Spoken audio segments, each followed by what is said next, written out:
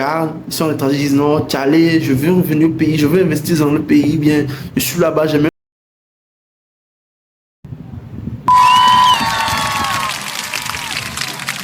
Merci encore les amis une fois de nous faire confiance. Docteur Davis Ameka, très plaisir.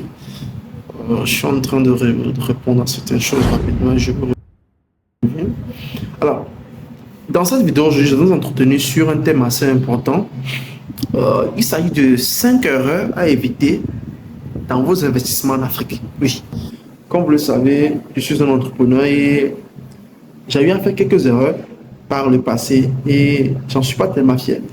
Mais dans cette vidéo, j'aimerais essayer de vous donner quelques erreurs à éviter pour ne pas tomber dans le même piège que moi. Alors, erreur numéro 1, la première erreur à éviter, ne jamais investir dans un domaine par suivisme. Oui, ça c'est le plus grand problème des Africains en fait. C'est-à-dire que mon camarade, mon collègue, mon ami, mon frère, ma soeur investit dans ce domaine, donc moi aussi je vais investir dans ce domaine. Non, on ne se lève pas comme ça pour investir dans un domaine. Il faut déjà comprendre que nous n'avons pas les mêmes prédispositions génétiques. Ça, c'est quelque chose qu'il faut retenir. Nous ne sommes pas dans le même environnement. Nous n'avons pas la même capacité d'analyse. Donc, évitez d'investir dans un domaine parce que telle personne le fait et vous aussi vous le faites. Aujourd'hui, je vois des jeunes qui se lancent dans l'entrepreneuriat, qui se lancent dans l'immobilier parce que leurs amis se lancent dans l'immobilier, leurs amis se lancent dans l'entrepreneuriat. Même je connais un qui s'était lancé qui a ouvert une agence de RH, de ressources humaines, mais il n'était même pas dans ce domaine-là. Donc, les amis, évitez, au préalable, de suivre les gens par mimétisme ou par suivisme. Parce que, ici en Afrique, je pense que c'est ce qui se fait. On se dit, non, mon camarade, il faut moi, je vais le faire. Évitez. Première erreur à éviter, ne jamais investir dans un domaine par mimétisme ou par suivisme. Deuxième erreur, ne jamais investir dans un domaine où vous ne maîtrisez pas le fonctionnement. Oui. J'ai pris des notes sur mon téléphone au cas où j'ai oublié. Ne jamais investir dans un domaine, où vous ne maîtrisez pas le fonctionnement. Je prends l'exemple de l'immobilier. Vous savez qu'en immobilier, il y a certains thèmes techniques qu'il faut maîtriser. Et il y a certaines choses, certains rouages qu'il faut maîtriser avant de rentrer dans ce domaine-là. Même chose pour le domaine du développement informatique. Il y a certains thèmes techniques qu'il faut maîtriser. Si on te dit par exemple un portfolio, un landing page, un POC, un proof of concept, il y a des choses qu'il faut maîtriser. Donc, vous ne pouvez pas vous lancer dans un domaine parce que telle personne se lance dans ce domaine, moi si je vais me lancer dans ce domaine, non. Il ne faut pas rentrer dans un domaine où vous ne maîtrisez pas le fonctionnement. Règle numéro 2, ne jamais rentrer dans un domaine où vous ne maîtrisez pas le fonctionnement. Ça, c'est chose à éviter. C'est bon? Troisième chose, ne jamais investir dans un domaine par émotion. Oui. Vous êtes là, vous dites non, je sens que ce domaine-là, ça va mousser. Surtout, c'est pour les gens de la diaspora.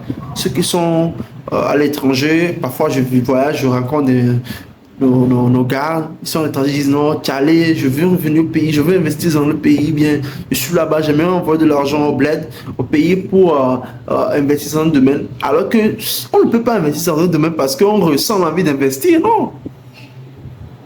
On ne ressent pas l'envie d'investir. C'est pourquoi je vous invite peut-être à lire le résumé de ce livre-là, Benjamin Graham ou l'investisseur intelligent. Oui. L'investissement, c'est pour les gens intelligents. Si vous n'avez pas une intelligence assez nécessaire, n'essayez pas d'investir dans un domaine. Laissez-le carrément. Tu vas demander conseil à un business analyst, demander conseil à une agence de conseil pour conseiller sur ce qu'il faut faire. Pour continuer sur ces erreurs-là, erreur numéro 4, de jamais investir tout son patrimoine.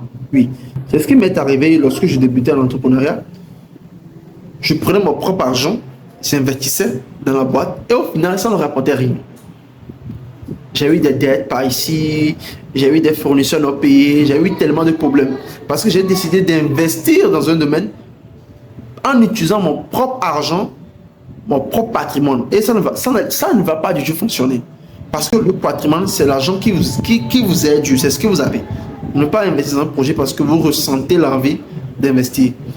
J'ai dû me souvenir d'un truc tout à l'heure. En 2018, lorsque j'ai voulu lancer ma start-up, j'avais pris toutes mes économies. Toutes mes économies ont été parties en fumée.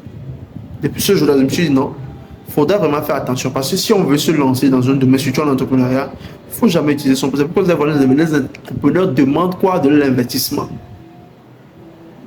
Des business angels, des gens qui vont comment dire, financer le projet. Numéro 5, ne jamais négliger la diversification. Oui. J'ai déjà vu une vidéo sur la toile ici d'un entrepreneur, je ne vais pas dire son nom, qui dit non, la diversification n'est pas bonne. Qui vous a dit que la diversification n'est pas bonne? Lorsque tu es jeune, tu es entrepreneur, tu es de moi, la diversification est un élément primordial pour vous.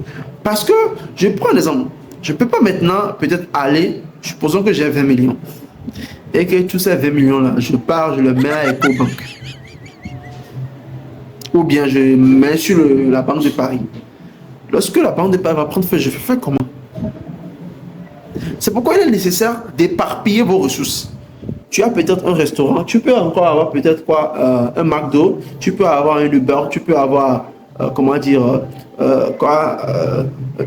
tellement de choses, quoi. Tu multiplies tes ressources pour ne pas avoir ce genre de problème. Parce que le jour où un va tomber à panne, tu vas avoir de gros problèmes. Est-ce qu'il arrive parfois, certains entrepreneurs disent non, j'ai tout investi dans ce projet, mais le projet n'a rien donné par la suite parce qu'ils se sont concentrés, ils n'ont pas fait ce qu'on appelle la diversification. La diversification est un élément très important qui vous permet un succès à long terme. Alors, dans cette vidéo, j'ai résumé 5 choses très importantes. La première, de ne pas investir dans un domaine parce que les gens le font. La deuxième chose, ne pas investir dans un domaine parce qu'on ressent l'envie d'investir. La troisième chose, ne pas investir dans un domaine où on ne maîtrise pas le fonctionnement. La quatrième chose, ne jamais investir son patrimoine. Et pour finir, la cinquième chose, ne jamais négliger la diversification. Merci les amis de me faire confiance. J'espère que cette vidéo vous a plu. N'hésitez pas à lâcher des, comme vous le savez le faire. On se dit dans la prochaine.